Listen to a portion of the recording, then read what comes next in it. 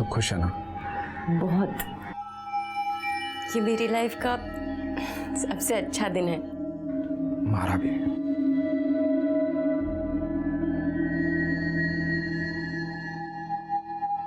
बत्ती तो बुझा दो। बत्ती जला कर रखना, देखना है मैंने सब। बत्ती बुझा दूंगा तो तने देखूंगा कैसे?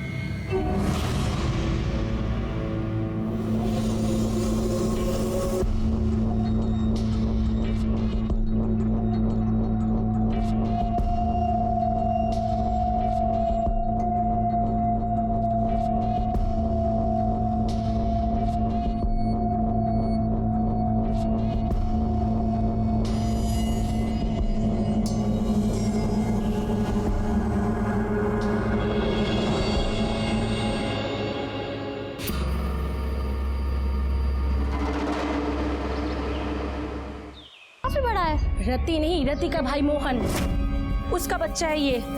अरे काय के भाई बहन, कई बार बाइक पे चिपक के बैठते हुए जाते देखा है मैंने उनको। देखा तो मैंने भी है। अब जिस तरीके से वो मोहन के साथ रहती है ना, भाई बहन कम कुछ और ज्यादा लगता है। खैर भाड़ में जाइए सब, मेरा जो नुकसान हुआ है ना, मुझे उसकी भरपाई चाहिए। और मेरे हाथ में जो काटा वो भी। चलो।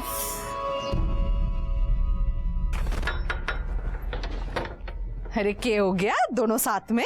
भाभी आपके घर में जो छोरा है ना, उसने मेरी खिड़की का कांच तोड़ दिया। बताओ ये भी कोई बात होती है भला? ये गली है, मैदान थोड़ी है जो क्रिकेट खेलने लग जाते हैं बच्चे सड़क पे। अरे छोरा ही तो है, छोरा ही तो शरारत करे है, उसमें के। लो। मैं जी माफी मांगू थारे से, आप शीशा लगवा लियो, आगे खर्चा दे दूंगा मैं। जी ठीक है। मैं चलता हूँ, थोड़ा लेट हो रहा हूँ। जा भाई। अरे रश्मि, मोहन की बीबी अभी कुछ दिन पहले ही शादी की है दोनों ने। वो छोरा जिसने शीशा तोड़ा है वो इसी का है। अच्छा। रश्मि, ये हमारे पड़ोसी, ये भावना भाभी, ये अवनी भाभी। अच्छा, तभी मैं सोचूं वो बच्चा किसका है, पर बच्चा कुछ ज्यादा बड़ा नहीं है। अरे वो इसकी पहली शादी से है। अच्छा अच्छा, पर पहले वाली शादी क्यों तोड़ी? टूटी ना है, एक्सीडेंट हुआ है, तभी तो इतनी छोटी सी उम्र में इसको दूसरी शादी करनी पड़ी। पर घनी किस्मत वाली ठहरी, मोहन जैसा दूल्हा मिला, इसको और इसके बेटे को दोनों को खुशी से अपना लिया।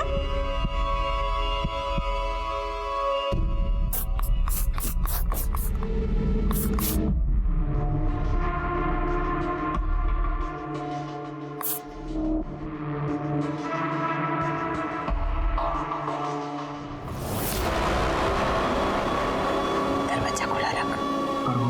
पर कुछ नहीं, तूने कर ली अपनी मनमानी, अब मन नहीं करने दे जो मुझे करना है।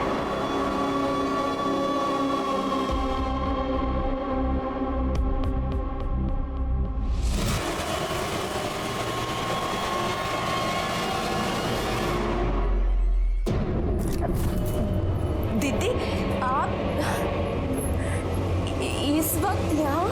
मैं सोची आज हम तीनों साथ में सोते हैं, मैं, तू और मोहन। ये क्या बोल रहे हो दीदी? आप तो मोहन की दीदी हो, आप उसके साथ ये सब? बोले घड़ा है, जैसा कहती हूँ वैसा कर, बड़ा मजा आएगा। मैं ही शुरू कर देती हूँ। छोड़ो जी, दीदी छोड़ो मुझे।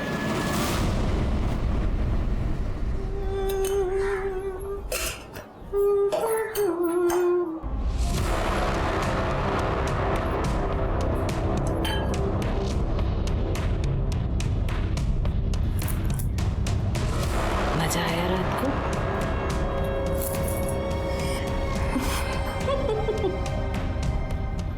हमारा फोन नहीं दिख रहा कहीं। देखा है क्या करेगी फोन का? मैं हूं ना मजा कराने के लिए।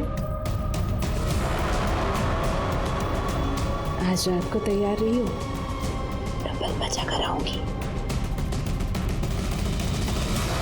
चाय?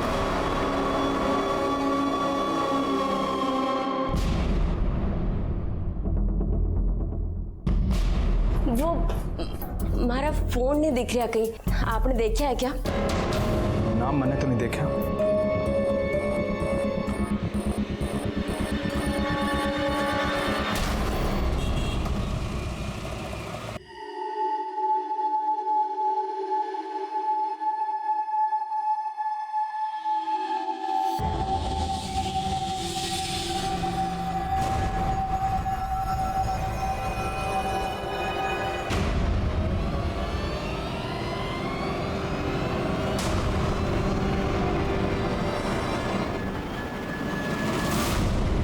रत्ती दीदी से कुछ बोलते क्यों नहीं हो? ऐसे भी कोई बहन हो, कोई अपने भाई के संग। जी मोहन, अगर तुम दीदी से कुछ नहीं बोलोगे तो मैं बात करूंगी। तो कुछ मत कहिए, आज जो कहा बस करती जाओ।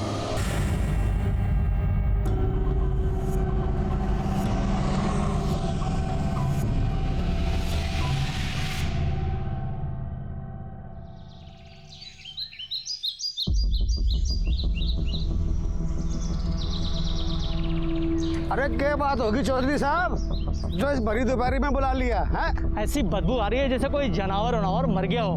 किसी की भैंस भूस मर गई होगी और आड़े फेंक गया होगा। एक काम करो, तुम शॉट देखो और मैं शॉट देखूं।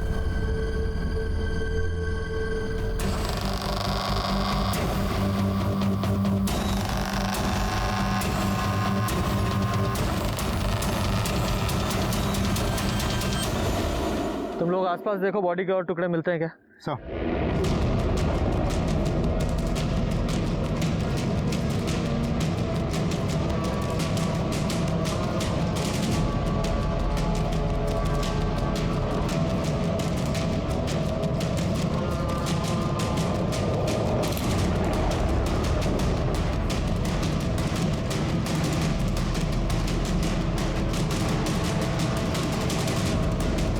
सात बोरियों में बॉडी के टोटल 13 टुकड़े मिले।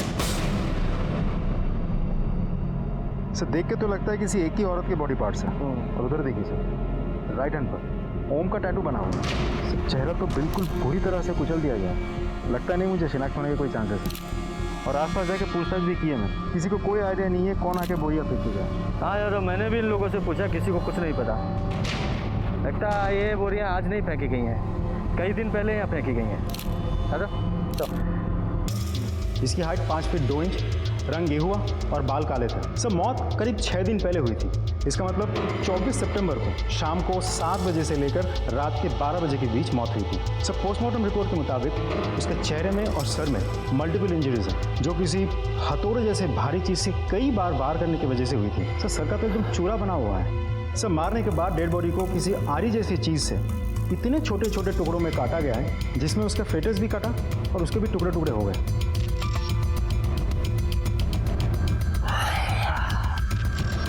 यादव, ये काम किसी इंसान का नहीं हो सकता, बल्कि इंसान की शक्ल में किसी राक्षस का है। और ऐसे राक्षस को तो सजा जरूर मिलनी चाहिए। पर इससे पहले हमें इस बॉडी की पहचान करनी होगी।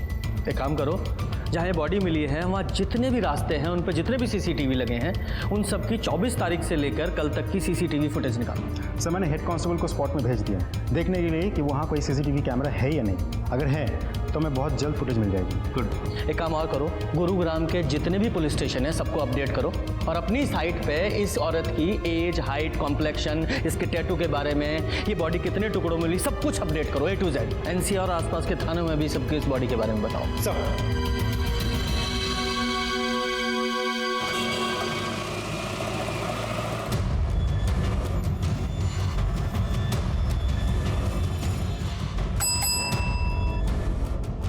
जनाब, गुरुग्राम पुलिस ने एक औरत की डिटेल्स अपलोड की है। मर्डर हुआ है उसका और बॉडी 13 टुकड़ों में मिली है और उसके हाथ पर ओम का टैटू भी है। और मुझे तो लगता है कि औरत वही है जिसकी मिसिंग कंप्लेंट हमारे पास में आई हुई है। सर महेंद्रगढ़ पुलिस स्टेशन से मेल आया, जिस औरत की डिटेल हमने भेजी थी उससे मैच करती हुई एक औरत की मिसिंग कंप्लेंट भी उन लोगों के वहाँ सितंबर 1st वीक में दर्ज हुई थी। सितंबर 1st वीक? उस औरत का नाम है रश्मि भटनागर और उसके हाथ में भी एक ओम का टैटू है। सर ये मिसिंग कंप्लेंट उसकी माँ ने दर्ज करवाई थी। यादव, हो सकता है ये औरत वही हो। क्योंकि ये भी सितंबर के पहले हफ्ते में गायब हुई थी और उसका मर्डर 24 सितंबर को हुआ, यानी कि गायब होने के 10-15 दिन तक तो ये जिंदा थी। तो सवाल ये है कि इन दिनों में इसने अपनी माँ से कांटेक्ट क्यों नहीं किया? ये बच्चा कौन है? सर ये रश्मि का बेटा है। रश्मि और ये दोनों एक ही साथ गायब हुए थे। रश्मि की माँ ने बेटी और नाती दोनों की मिसिंग कंप्लेंट दर्ज करवाई थी एक ही साथ। मतलब बच्चा भी गायब था अब, और हाथ पर ओम का टैटू भी था। हाँ, हाथ में ओम का टैटू गुदवाया था। कहाँ है मेरी रश्मि? सर ये रश्मि की माँ है। इन्होंने रश्मि और विमान की मिसिंग कंप्लेंट लिखवाई थी। आपने मेरी बेटी को ढूंढा है। भगवान आपका बहुत भला करेगा। माँ जी पानी पीजिए आप। मैं ठीक हूँ, बस आप मेरी बेटी को बुला दीजिए बस। माँ जी हमें डाउट है कि रश्मि इस दुनिया में नहीं है, उसका मर्डर हो गया है। नहीं,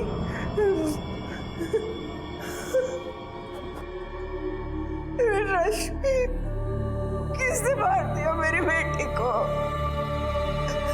विमान, विमान का विवान कहाँ है, किस हाल में है, ये तो हमें नहीं पता, लेकिन आप जो कुछ भी रश्मि के बारे में जानती है सब बताइए, ताकि हम रश्मि के कातिल को पकड़ सकें और विवान को ढूंढ सकें।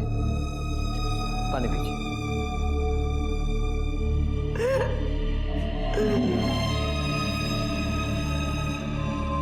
माँ जी बताइए। उसका तो नसीब ही बड़ा था। इतनी सी थी तब बाप का साया उठ गया उसके सर से। ब्याह किया पर वहां भी नसीब से हार गई। थोड़े दिनों बाद ही एक एक्सीडेंट का मुंह दिखाकर मैंने रश्मि को मना लिया, लेकिन थोड़े दिनों बाद ही रश्मि जब मुझे मिलने आई तब उसने बताया कि चेतन उसके साथ कैसा व्यवहार करता था। आए दिन उसे कुटता रहता था। रश्मि को एक साथी मिल गया, उसके बारे में रश्मि ने मुझे बहुत बाद में बताया था। तू कौन है भाई? और मेरे घर में तू क्या कर रहा है? पड़ोसी उठा और खबरदार करने आया हूँ। आज के बाद हाथ में ठा दिया इसने। तू घना कृष्ण का भांजा बढ़ रहा है? चल निकल यहाँ से। आज के बाद जो हमारे घर के मामले में टांग अड़ाई ना, चल चल निकल, चल निकल। ज्यादा कुछ नहीं है। चल ठीक है। अरे औरत को मारना घर का मामला नहीं है। सुने, उठाए गिरा नहीं हूँ तेरे की तेरिया। गवर्नमेंट फर्म में काम करूँगा। एक कंप्लेंट कर दी ना तेरी तो घर का मामला जेल में सुलझेगा। मोहन ने उस जल्लाद से उसे बचाया था। दोनों में बातचीत होने लगी, प्यार हो गया,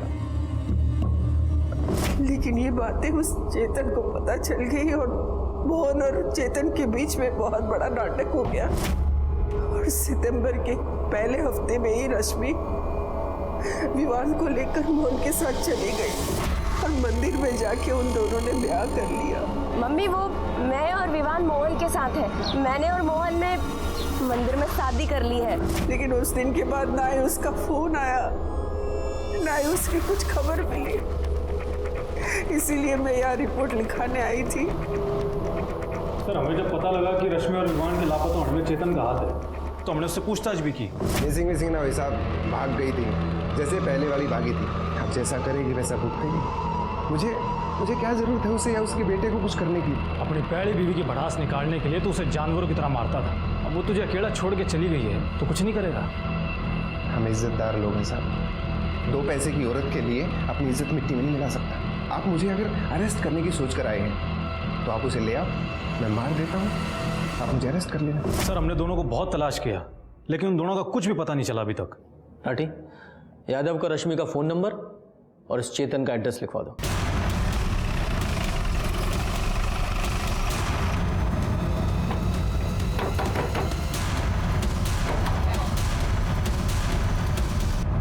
चेतन जी, आप कौन? गुरुग्राम पुलिस। तुम इतने यकीन से कैसे कह सकते हो कि रश्मि मोहन के साथ ही गई? गई नहीं थी साहब, भागी थी। और इसमें यकीन की क्या बात है? जिस दिन सुबह वो विवान के साथ गायब हुई थी उसी दिन मोहन ने अपना किराए का घर छोड़कर यहाँ से भागा था। उसके बाद वो वापस नहीं आया। और साहब ये सब बातें आप मुझसे क्यों पूछ रहे हैं? मुझे उसकी माँ ने बताया है तो आपको भी तो बताया होगा कि उसने भागकर मोहन के साथ शादी कर ली। ढूंढने उड़ने की कोई जरूरत नहीं साहब, कहीं अय्याशी कर रहे होंगे। हम रश्मि को नहीं, उसके कातिल को ढूंढ रहे हैं, और रश्मि का मर्डर हो चुका है। सही है, जैसी करनी वैसी भरनी साहब। उस कमीने के लिए मुझे छोड़ा था ना, अब उसका मन भर गया हुआ तो उसे हटा दिया काम से। रश्मि ने यहाँ से जाने के बाद तुमसे कांटेक्ट किया था? नहीं साहब, अगर करती भी तो मैं उसकी एक नहीं सुनता, सीधा बाहर का रास्ता दिखा देता उसे मैं। और विवान का कुछ पता है, वो कहाँ है? नहीं, जिस दिन से वो यहाँ से गए हैं मैंने उनकी शक्ल तक नहीं देखी। देखो, कुछ और जानते हो तो वो भी बता दो, वरना बाद में मौका नहीं मिलेगा। कुछ पता है? ये लो, हमारे छोटे भाई हमारे लिए बहू ढूंढ रहे हैं। सही तो बोल रहे हैं। अरे ना ना ना, तुम कुछ मत बोलो, तुम तो उसे ही सपोर्ट करोगे। कुछ मत बोलो, काम की बात बताओ। सर, रश्मि के मोबाइल लोकेशन के मुताबिक जिस दिन उसका मर्डर हुआ उस दिन उसका फ़ोन महेंद्रगढ़ में चेतन के घर के पास स्विच ऑफ हुआ। फिर जब हमने बैकडेट में जाके फ़ोन की एक्टिविटीज़ चेक की तो हमें पता चला कि गुरुग्राम सेक्टर 11 से महेंद्रगढ़ की तरफ फ़ोन ट्रैवल किया था। इसका मतलब रश्मि सेक्टर 11 गुरुग्राम से महेंद्रनगर गई और फिर फ़ोन स्विच ऑफ हुआ। यादव, इसके दो कारण हो सकते हैं। पहला ये, या तो चेतन झूठ बोल रहा है, या फिर रश्मि मोहन के साथ सेक्टर 11 में ही कहीं रह रही थी। तुम एक काम करो, सेक्टर 11 जाओ, वहाँ विवान और रश्मि के बारे में पता करो, और मैं इस चेतन की खबर लेता हूँ। कांस्टेबल को बोलो जरा उसे उठाए। सर,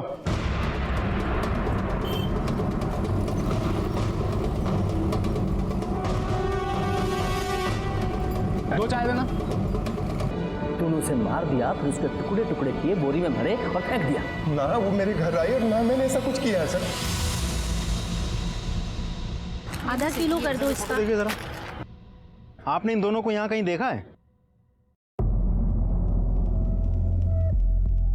ये रश्मि और इसका बेटा विवान है।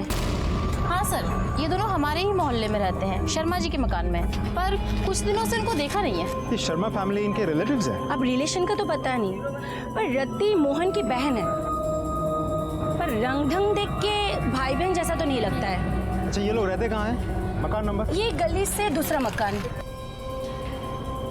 Thank you. अरे उन दोनों के बीच की वो बात तो बता दे। सर सर सर, एक और बात बोलनी है आपको। बोलिए। और ये रश्मि गुरुग्राम के सेक्टर 11 में क्या कर रही थी? ये वहाँ मोहन के साथ रहती थी ना? सर, कौन कहाँ क्यों रहता है सर मैं नहीं जानता। मैं महेंद्रगढ़ में रहता हूँ, मैं बस इतना जानता हूँ सर। अच्छा, एक काम करो, इसे ना अंदर डालो और इसकी सेवा पानी करो, सब जान जाएगा, सब बताएगा। सर मैं सच्ची कह रहा हूँ सर मेरी बात का यकीन कीजिए ना सर। क्या कह रहे हो साहब? अरे भाई, ये मेरा तो साथ ही रहेगा, और जब भाई साथ रहेगा तो भाभी भी साथ रहेगी।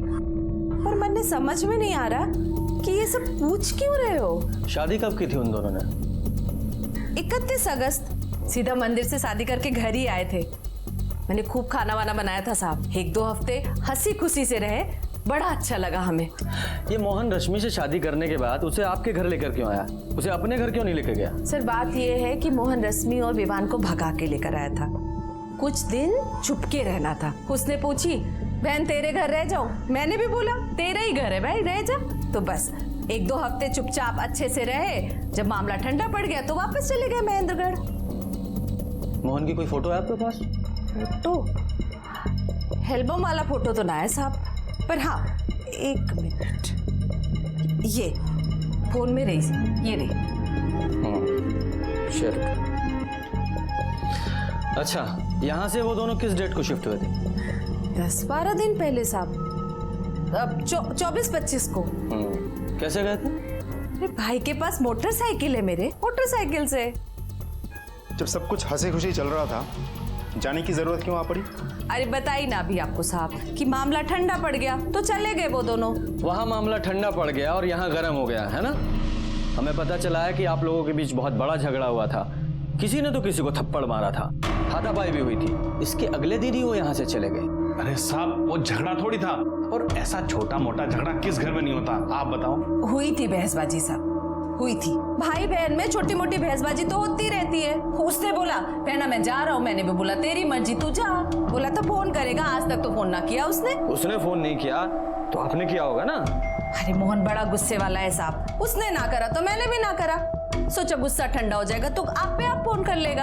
अच्छा, ये महेंद्रगढ़ में ये मोहन कहाँ रहता है? एड्रेस दीजिए उसका। साहब, अपना घर तो है नहीं उसका, कहीं किराए विराए पे लिया होगा। अब छोटा मोटा घर तो लिया नहीं होगा साहब, बीवी बच्चे वाला है तो बड़ा ही घर लिया होगा। बीवी बच्चे उसके साथ में नहीं है, क्योंकि रश्मि का मर्डर हो चुका है। क्या कह रहे हो साहब?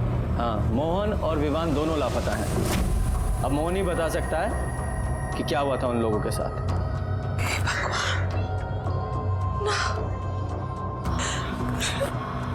रश्मि का खून हो गया साहब, मोहन ने तो बताया भी नहीं। ऐसा नहीं हो सकता साहब। 10 दिन पहले तक तो सब कुछ ठीक था यहाँ। कितने खुश थे साहब वो दोनों एक दूसरे के साथ। हे भगवान, किसकी नजर लग गई इन सबको। अच्छा, जैसे ही आपको मोहन या विवान की कोई खबर लगे हमें इन्फॉर्म कीजिएगा। जी साहब। क्या हो गया? तो मुझे लगा रति मोहन के लिए जेन्युइनली दुखी है, लेकिन पड़ोसी उसे पूछताछ करके पता चला कि दोनों के बीच भाई बहन का रिश्ता नहीं था सर, कुछ तो गड़बड़ है। हाँ, पड़ोसी क्या ठीक ही कह रहे हैं यादव, क्योंकि इतनी प्यारी बहन को इतने प्यारे भाई की कोई खबर ही नहीं है। इस शर्मा फैमिली की कुंडली निकालो, खासकर इस रति की। और हाँ, ये मोहन का फोटो भी सर्कुलेट करो और उसकी बाइक का भी पता लगाओ। जब तक विवान को होश ना आए वो इसके पास भटकना नहीं चाहिए। उसका स्टेटमेंट सबसे पहले हम लेंगे। जी सर। जनाब, आरटीओ से पता चला है कि मोटरसाइकिल मोहन के नाम पर रजिस्टर्ड थी और एड्रेस मोहन की बहन रति के घर का है, और बाइक अभी तक बरामद नहीं हो पाई है। जनाब, मोहन का फोन भी चेतन के घर के आसपास ही स्विच ऑफ हुआ था। ये देखिए सर।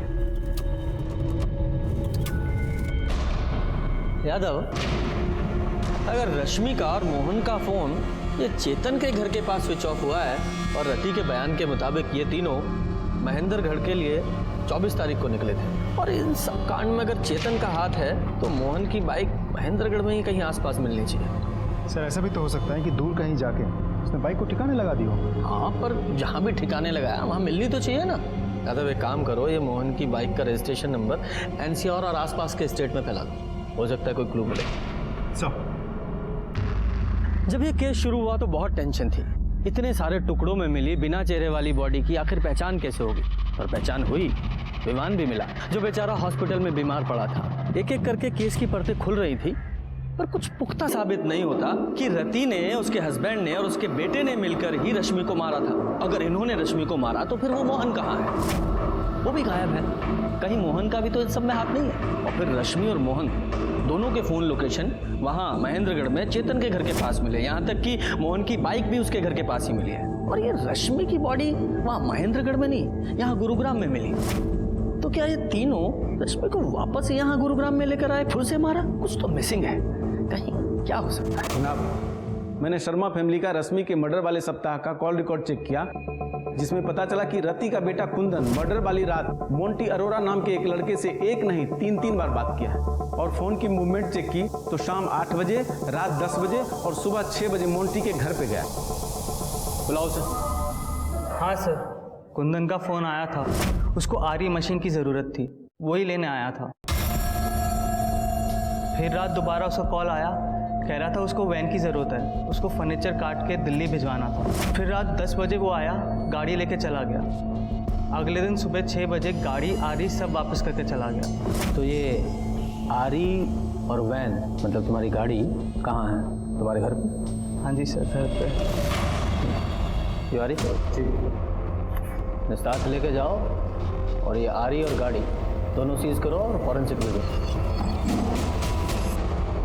सर मतलब शर्मा फैमिली ने रश्मि का मर्डर और टुकड़े अपने ही घर में किए हैं? शायद। यादव, अगर उसके टुकड़े भी घर में ही किए गए हैं तो कंफर्म है कि बाथरूम में किए होंगे, क्योंकि एक तो बाथरूम से आवाज़ बाहर नहीं जाएगी, ऊपर से ब्लड साफ करने में भी आसानी होगी। यादव, एक काम करो, इस शर्मा फैमिली के घर को ना अच्छे से और स्पेशली बाथरूम को अल्ट्रावायलेट ट्रीटमेंट दो। हो सकता है वह रश्मि के ब्लड स्पॉट्स में है।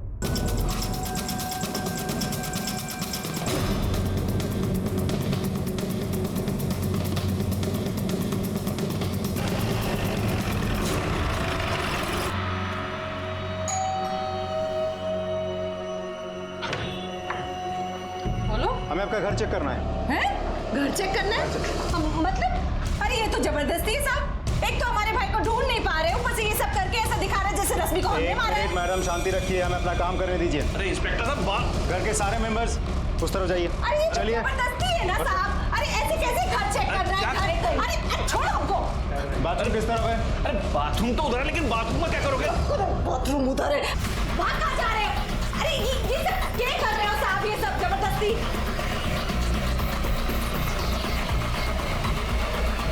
सर ये देखिए, सैंपल कलेक्ट कर रहा हूँ। मुझे जल्द से जल्द फॉरेंसिक रिपोर्ट चाहिए। गाड़ी में बिठाओ तीनों को। अरे गाड़ी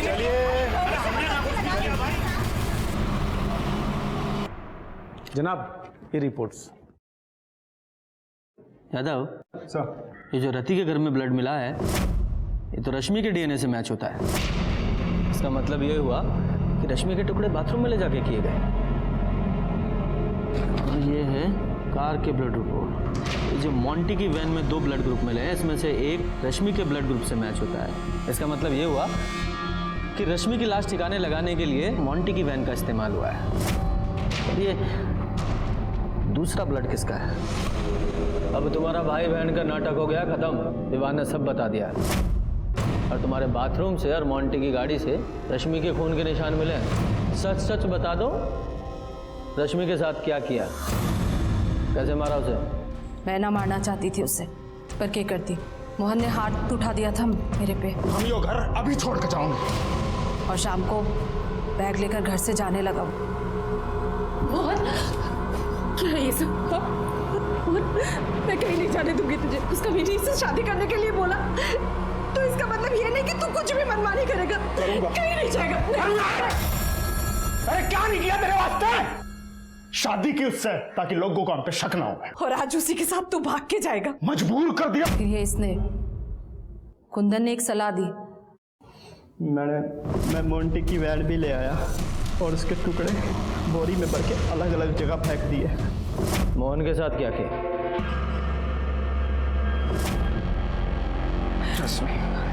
मोहन तू ठीक है ना? ठीक तो है ना तू? रश्मि एकदम ठीक है, एकदम ठीक। ले पानी पी ले।